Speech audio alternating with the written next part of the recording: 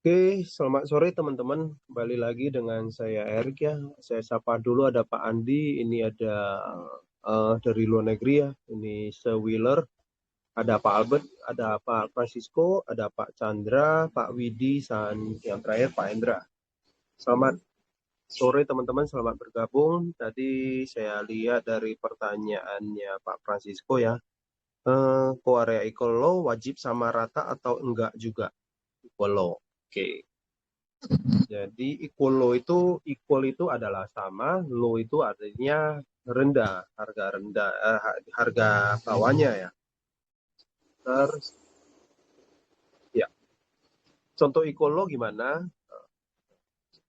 Ini saya hide dulu. Equal low seperti ini, equal low. Jadi close bodinya selalu di atas ini ada zonanya. Lebih tepatnya seperti zona support lah. Ini ada zona supportnya. Saya kasih warna hitam. Lalu ekornya atau wignya yang mengarah ke bawah itu adalah low ya. Jadi low-nya sama, harga rendahnya sama. Contoh yang lain seperti ini. Ini harga rendahnya sama, hampir sama. Jadi ini lebih ke zonanya, ke zona support. Nah, nampak Pak Francisco, close body-nya selalu di atas zona yang hitam ini ataupun zona support. Saya coba cariin yang lain. Kalau equal high gimana? Di sini, ini ada equal high. Ini equal high-nya berarti di sini ada area resistan. Area resistan. Berarti yang di sini ini adalah equal high.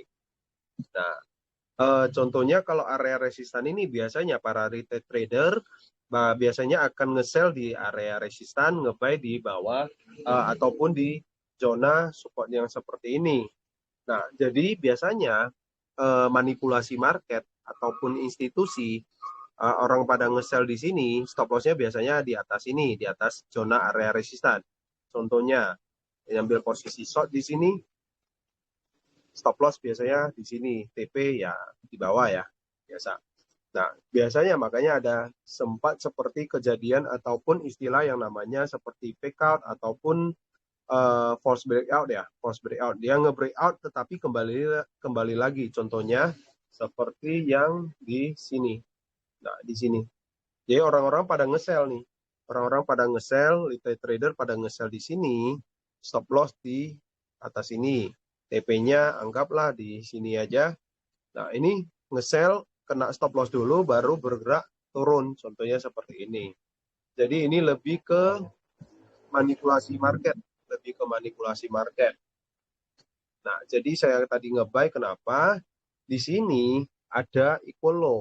Awalnya saya ada nge-buy ya di 2 minggu yang lewat atau seminggu yang lewat. Saya bukain dulu, saya ambil nge-buy, lupanya kena BOP. Masih ada nggak? Oke, masih ada. Harga saat itu saya nge-buy yaitu di zona demand di sini, ambil buy dengan stop loss di bawah sini. Ini TP1 saya di zonanya supply. Lalu fill imbalance di sini nggak kesampaian ke area supply berikutnya, lalu ngedrop. Karena memang saat itu, ini kan di time frame H8. Karena memang saat itu di H1, H4 masih tren penurunan. Masih dalam tren penurunan. Wajar penurunan karena seperti yang saya bilang sebelum-sebelumnya, biasanya kalau di time frame daily-nya naik, di H1 H4-nya turun, berarti market itu lagi perlu namanya koreksi lebih dalam. Contohnya di sini lebih koreksi lebih dalam. Seperti itu. Jadi ini saya ambil lagi entry buy karena saya entry-nya di time frame H8, close candle H8-nya udah bullish engulfing ya, valid price action-nya seperti ini. Valid price action-nya seperti ini. Lalu saya buy karena di sini ada equal low. Ini kalau saya tarik ke sebelah kanan, nah pas banget. Pas banget udah ada ekor ke bawah. Di sini adalah zona support. Di sini adalah zona support. Nah ini biasanya kalau retail trader ada nge-buy, di sini juga ada demand yang sebelumnya, nge-buy stop loss di bawah zona yang ini udah tersentuh, stop loss-nya baru bergerak naik. Jadi saya ambil buy karena ambil dari high time frame-nya masih ikut dari high time frame masih tren kenaikan. Masih ada tren kenaikan. Lalu saya ambilnya dari H8 entry-nya, makanya stop loss-nya saya agak lebar, sekitaran 100 pip. Ini saya udah kena BOP, saya hilangin. Yang ada saya ada posisi buy, yaitu ada 2 di bawah. Ada di bawah, satu lagi saya munculin dulu. Long position. Yang ini. Udah di bawah banget, udah lama ini. Sekitaran bulan 8. Jadi ini saya masih hold buy. Lalu di H1, jika kalau ini H1-nya memang lagi tren penurunan, ini lagi tren penurunan, di sini adalah zona supply. Ini kalau nggak breakout, maka saya bisa hold posisi swing trade, hold sampai ke TP. Ini kalau mampu harga ini mampu nge-breakout, maka akan kejar ke zona yang di sini ataupun imbalance yang di sini. Jika kalau mampu nge-breakout lagi, di sini ada supply ya. Ini kalau mampu harga ini mampu bergerak naik melewati zona yang ini, berarti saya akan hold aja. Seperti itu. Jadi alasan saya nge-buy untuk sore ini yaitu ikutin higher time frame, ambil liquidity equal low ini di H8 tadi udah valid price action-nya. Kurang lebih seperti itu. Jadi video saya ini hanya singkat aja. Hanya alasan kenapa saya ambil buy, dan juga seperti biasa saya biasanya filtering setup, biasanya saya hanya liatin yang warna merah. Saya biasanya suka li entry. Lalu USD Kanada kemarin saya kena BOP ya, yang di sini masih ada posisi. Lalu saya tadi perhatiin di Euro Jepang Yen masih bagus, ya udah saya lihat lebih baik. Lalu SAU USD gimana? Oke, seperti yang hari Minggu ya, Minggu malam, analisa saya kalau nggak salah, ini saya udah TP, ada potensi kenaikan ya, ada potensi kenaikan ngejar ke atas ini. Ini tadi tanggal 4 ya, tadi tanggal 5 sebentar di sini. Tanggal 5 ada potensi kenaikan.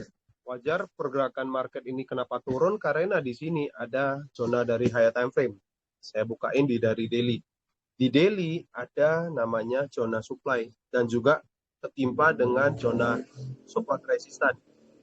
Jadi biasanya market itu akan ada respon di harga zona-zona tertentu. Nah, ini mulai ada reject. Apakah boleh sell? Kalau saya pribadi saya enggak. Kalau sell ini ini udah sempat turun, biasanya ini turun sebatas ngejar ke low sebelumnya. Kalau nge-breakout low yang ini, maka akan turun lagi agak dalam. Jadi ini udah sempat telanjur, kalau saya nge-sell, stop loss-nya agak kelebaran, sesuai trading plan saya. Kalau saya sell di sini, kurang lebih sekitaran 100-an pip, TP saya segini, nggak masuk ke trading plan saya. Dan juga di sini ada hidden base-nya. Jadi kalau ada yang nge-sell itu di gold, pastiin plus parsial set BEP jika harga udah deket ke sini 1785-an atau 1784. Jika kalau mampu nge-breakout lagi zona yang di sini, maka bisa akan ngejar ke zona berikutnya yang di sini. Jadi biasa pergerakan market itu apalagi gold biasanya dari zona ke zona berikutnya. Lumayan rapi. Nampak di sini harga tertahan di sini kembali turun. Jadi ini tersentuh lagi ada kemungkinan kembali turun. Saya sapa dulu, udah lumayan rame. Ada Pak Andi, ada Pak Yurisanto, Pak Johan, Pak Husar. Selamat bergabung. Untuk tadi pertanyaan Pak Francisco cukup jelas, Pak, yang tentang equal low, apakah perlu dia sama? Pak, jawabannya iya. Kadangkala bisa kurang simetris, Pak. Silakan di-unmute aja kalau ada yang mau tanya.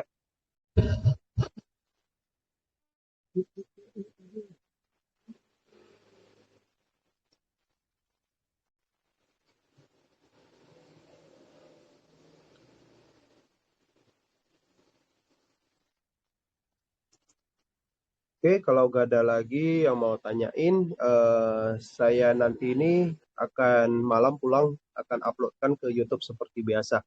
Oke, terima kasih teman-teman sudah luangkan waktunya untuk hadirin live streaming saya di Telegram. Selamat sore.